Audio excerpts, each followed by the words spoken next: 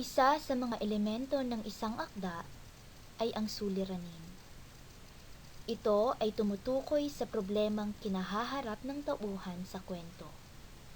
Ipinararanas ng manunulat sa mga tauhan ang iba't ibang kabiguan upang sukatin ang bisa sa isip, damdamin at kaasalan ng mga mambabasa.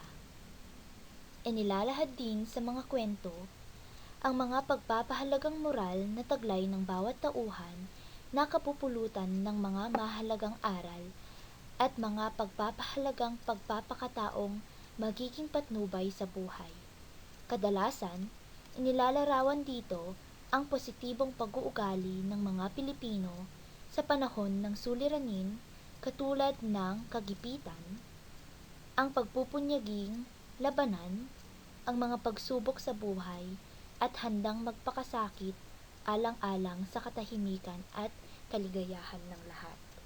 So sa isang akda, makikita ang isang problema, makikita ang isang suliranin na siyang hahanapan o lulutasin ng pangunahing tauhan sa isang akda. At ang tawag nga rito ay suliranin. Kaya naman, ikaw ay mabibigyan ng pagkakataong maglahad ng ilang suliraning naranasan mo sa buhay at kung paano mo ito nasolusyonan. Pagkatapos, ay isulat ang aral na iyong natutunan mula rito. Alam natin na sa bawat mga problema o suliraning ating kinahaharap sa araw-araw, meron at merong aral na makukuha buhat rito. Kaya, sa gawaing ito, kayo ay maglalahad ng ilang mga suliranin. Ano ba ang mga suliranin o mga problemang naranasan ninyo?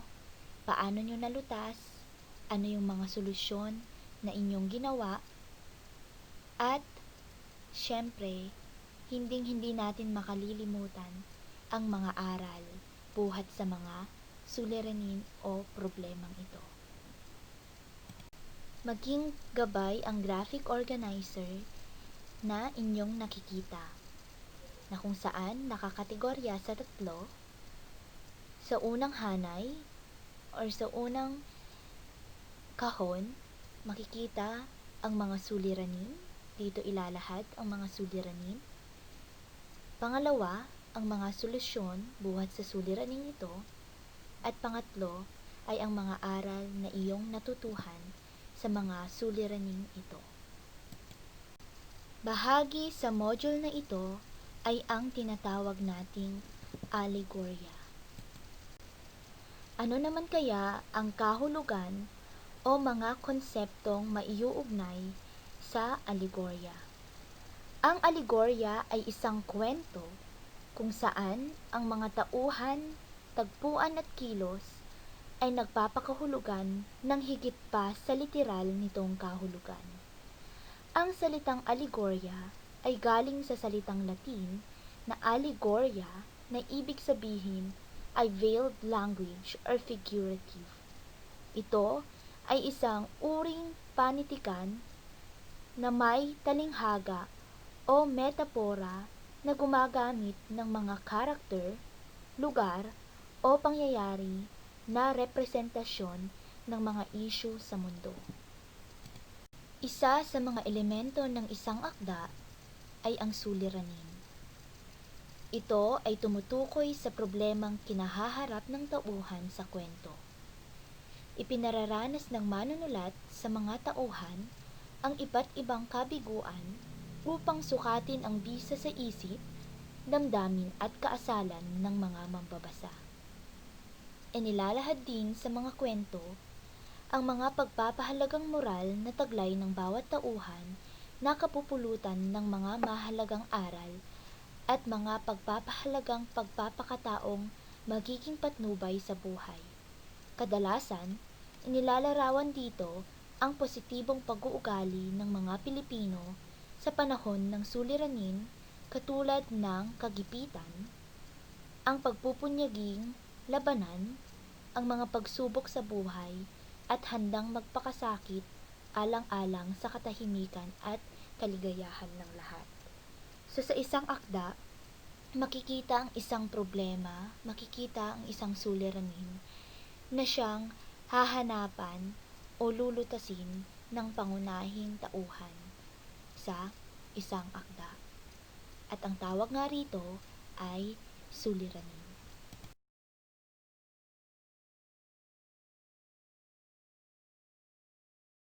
Halimbawa, magbibigay ako ng halimbawa. Ligaw na tupa. Paano nga ba natin bibigyan ng literal na pagpapakahulugan ang pahayag o pariralang ligaw na tupa? Pwede nating sabihin, isang tupa na alaga ni tatay ang naligaw o nawawala. Pero kapag bibigyan natin ng simbolikong o masagisag na pagpapakahulugan, pwede nating sabihin napahamak o kaya'y napariwara ng landas. So nakita natin doon yung pinagkaiba ng literal at simboliko. Okay? Maging gabay ang graphic organizer na inyong nakikita, na kung saan nakakategorya sa tatlo. Sa unang hanay or sa unang kahon, makikita ang mga suliranin. Dito ilalahad ang mga suliranin. Pangalawa, ang mga solusyon buhat sa suliraning ito. At pangatlo ay ang mga aral na iyong natutuhan sa mga suliraning ito.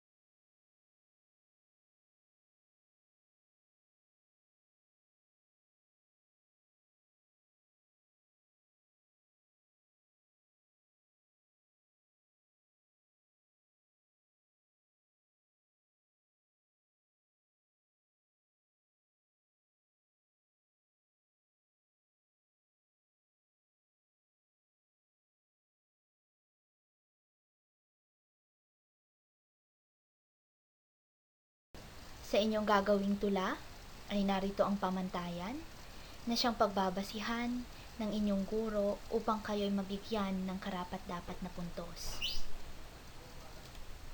Meron tayong 4 na kategorya. Una ang nilalaman na may 25 puntos. Elemento ng tula, 25 puntos. Wastong gamit ng aligorya, 25 puntos. At hikayat sa madla na may 25 puntos na may kabuuang 100% o 100 puntos. Sa pagkakataong ito, dumako naman tayo sa pagsasanid ng wika at gramatika. At ang aralin buhat rito ay mga hudyat sa pagkakasunod-sunod ng mga pangyayari. So, mayroon ba kayong ideya kung ano nga ba ang mga hudyat o mga ginagamit sa pagkakasunod-sunod ng mga pangyayari? Tinatawag natin itong panandang pandiskurso. Ano ba ang ibig sabihin o ano ang kahulugan ng panandang pandiskurso? Ito ay tawag sa mga salita o lipon ng mga salitang nag-uugnay sa mga pangungusap o bahagi ng teksto. Ito ay nagbibigay linaw at nag-uugnay ng mga kaisipang inilahad sa isang teksto o diskurso. Ito ay maaring maghudyat ng pagkakasunod-sunod ng mga pangyayari o maghimaton tungkol sa pagkakabuo ng diskurso. Karaniwan ito ay kinatawan ng mga pangugnay, panghalip, at iba pang bahagi ng pananalita. Mayroon tayong uri ng panandang pandiskurso. Una, naguhudyat ng pagkakasunod-sunod ng mga pangyayari. Pangalawa, naguhudyat ng paraan ng pagkabuo ng diskurso. So ano nga ba ang mga nakapaloob sa mga naguhudyat ng pagkakasunod-sunod ng mga pangyayari at sa naguhudyat ng paraan ng pagkakabuo ng diskurso? So ating aalamin. Narito ang mga panandang naguhudyat ng pagkakasunod-sunod ng mga pangyayari.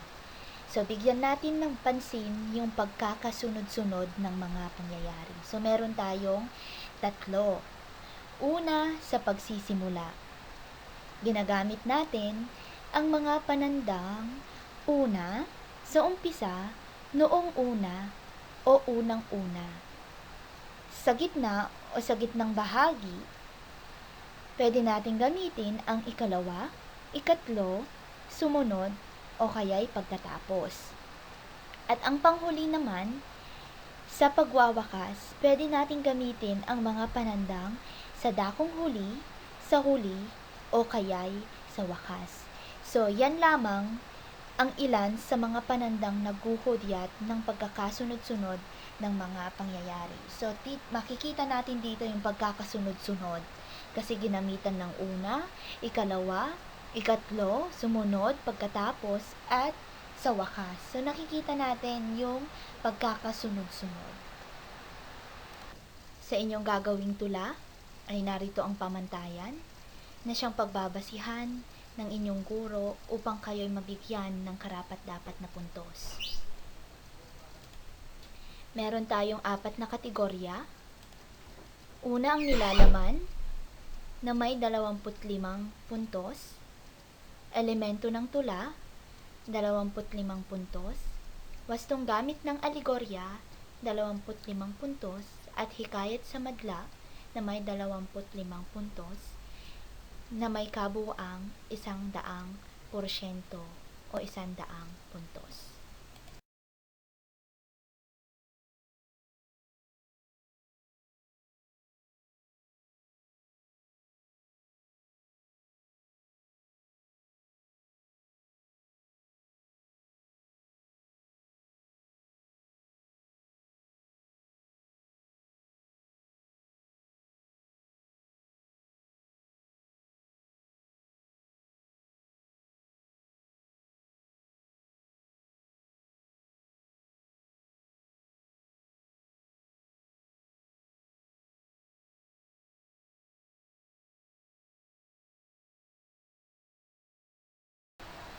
Pangalawa, pagtitiyak o pagpapasidhi.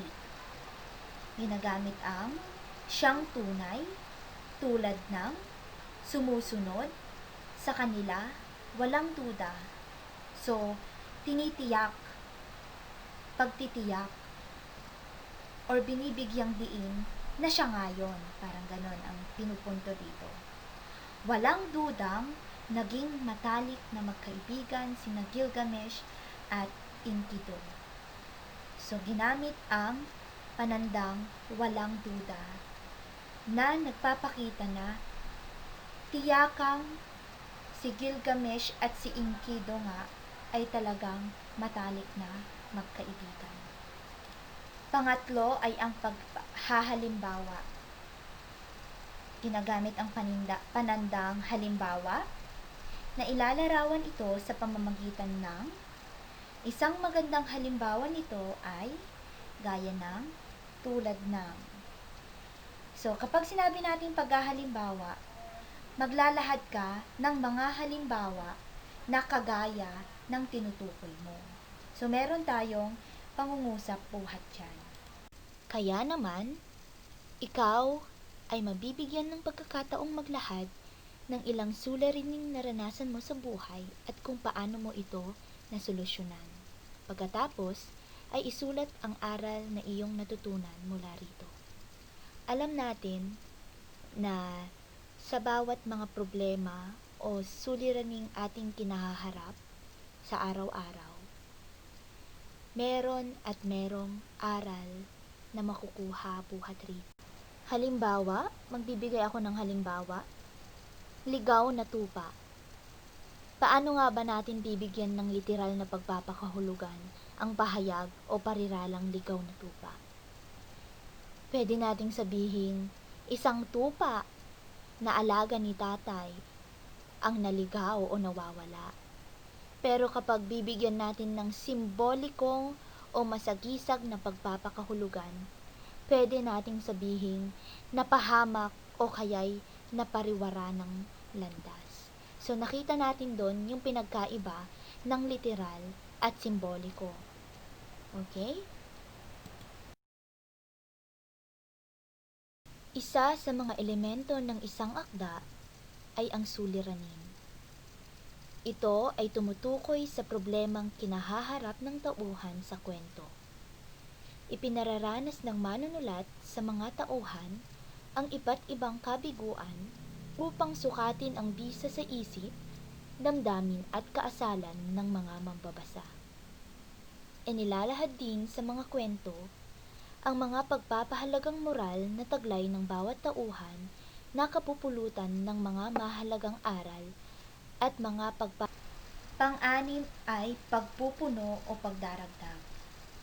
So, ginagamit natin ang panandang muli, kasunod, din, rin, at saka, pati. So, mula sa salitang pagpupuno o pagdaragdag, dadagdagan natin.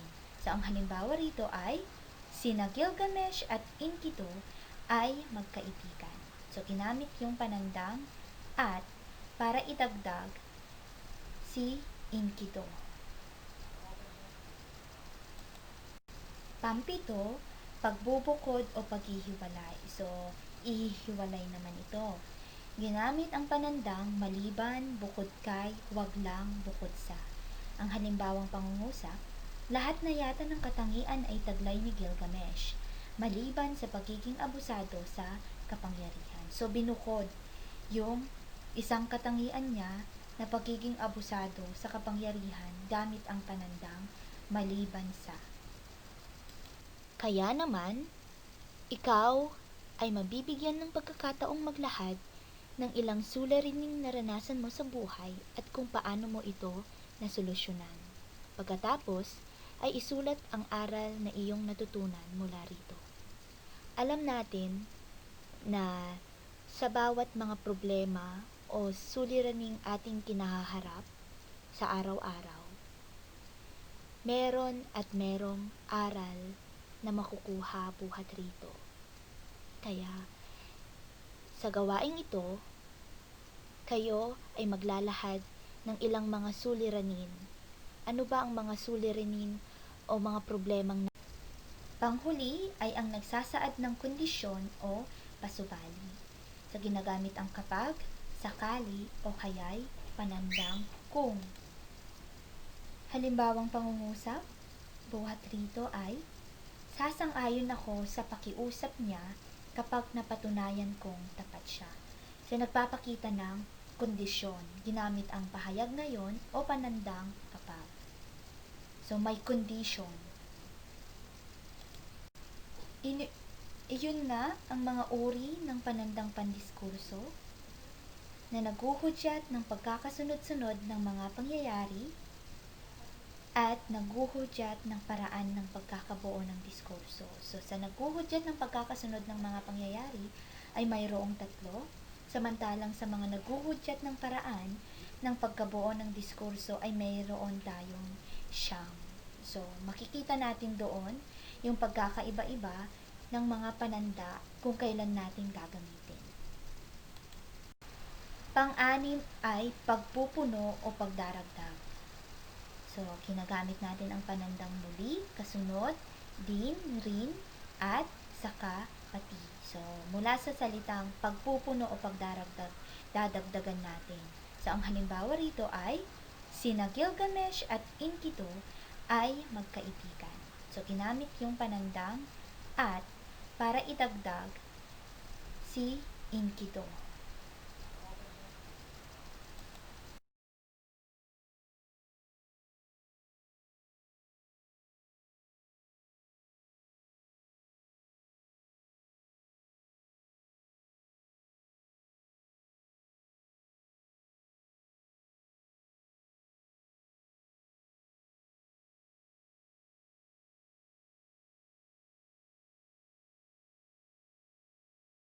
kahit na nakapaloob lamang o kahit na 2 o 3 pangungusap lamang ang inyong bubuuin o susulatin, mayroon pa ring pamantayan na pagbabasihan o pagbabatayan kung paano nga ba mabibigyan ng karapat-dapat o tamang puntos ang inyong mga ginawa. So, meron tayong 3 kategorya. Una, nilalaman na may 35 puntos. Wastong gamit ng alegorya na may 40 puntos. At ang panghuli ay ang hikayat sa madla na may 25 puntos. Kabuuan, 100 puntos. Ito ang unang paksa na maaari ninyong mapagpilian. Kalusugan, #COVID-19.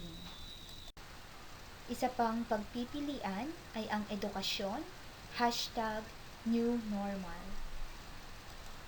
Sa inyong gagawing tula ay narito ang pamantayan na siyang pagbabasihan ng inyong guro upang kayo'y mabigyan ng karapat-dapat. Narito ang mga panandang naghuhudyat ng pagkakasunod-sunod ng mga pangyayari. So, bigyan natin ng pansin yung pagkakasunod.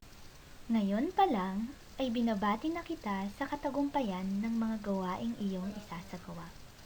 Dito nagtatapos ang aralin sa Module 4, Epiko ni Gilgamesh, Epiko ng Iraq o Sinaunang Mesopotamia, at aralin sa wika at gramatika na pinamagatang mga hudyat na nagsasaad ng pagkakasunod-sunod ng mga pangyayari. Maraming salamat sa pakikinig. Hanggang sa muli. Paalam!